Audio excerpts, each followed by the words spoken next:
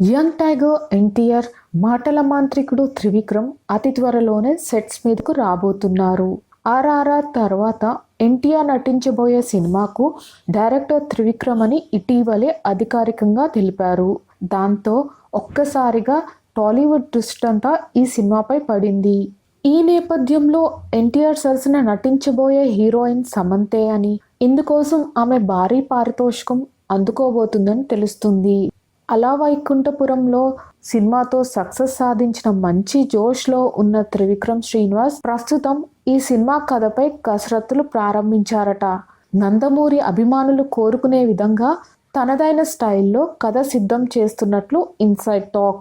అయితే ఇందులో తన సరసన నటించబోయే హీరోయిన్ విషయమై ఎన్టీఆర్ ఒక ఐడియా ఇచ్చారని సమాచారం. ఈ సినిమాలో ఎన్టీఆర్ సరసన నటించబోయే హీరోయిన్ పూజా హెగ్డే అని తొలుత వార్తలు వచ్చాయి. ఆ తర్వాత రష్మిక పేరు బలంగా వినిపించింది. కానీ ఈ ఇద్దరును కాదని ఇప్పుడు సమంతాని సెలెక్ట్ చేసినట్లు విశ్వసనీయ వర్గాల సమాచారం.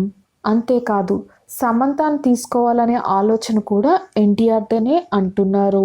అయితే ఈ సినిమాలో నటించేందుకు గాను సమంతకు పెద్ద మొత్తంలో రెమ్యునరేషన్ ఆఫర్ చేశారని లేటెస్ట్ టాక్.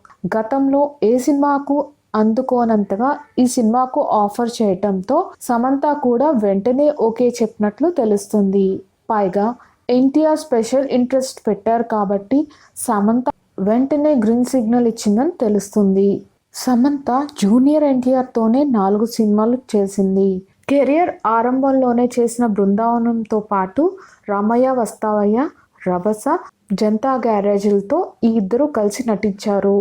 ఈ క్రమంలోనే ఇద్దరి మధ్య స్నేహం పెరిగింది. ఆ చనువుతోనే తన సినిమా కోసం తారక్ శామ్తో మాట్లాడారని తెలుస్తుంది. ఇకపోతే ఇటు త్రివిక్రమ్ దర్శకత్వంలోనూ సమంత 3 సినిమాలు చేసింది.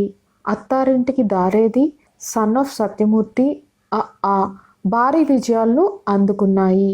అందుకే త్రివిక్రమ్ కూడా సమంతకు ప్రయారిటీ ఇస్తున్నారని తెలిసింది. పెళ్లి తర్వాత వరుస విజయాలతో దూసుకుపోతున్న సమంత తెలుగుతో పాటు తమిళంలోనూ సత్తా చాటుతుంది. ఇక్కడ జనతా గ్యారేజ్, రంగస్థలం, మహానటి, యూటర్న్, మజిలీ, ఓ బేబీ వంటి చిత్రాలు సక్సెస్ సాధించిన ఈమె కాలీవుడ్లో సూపర్ డీలక్స్లో సత్తా చాటింది. కాకపోతే ఇటీవల వచ్చిన జాను మూవీ ఆమెకు నిరాశ మిగిల్చింది. యంగ్ టైగర్ ఎన్టీఆర్తో సమంత జోడీ కట్టడం ఇది మొత్తానికి 5వసారి.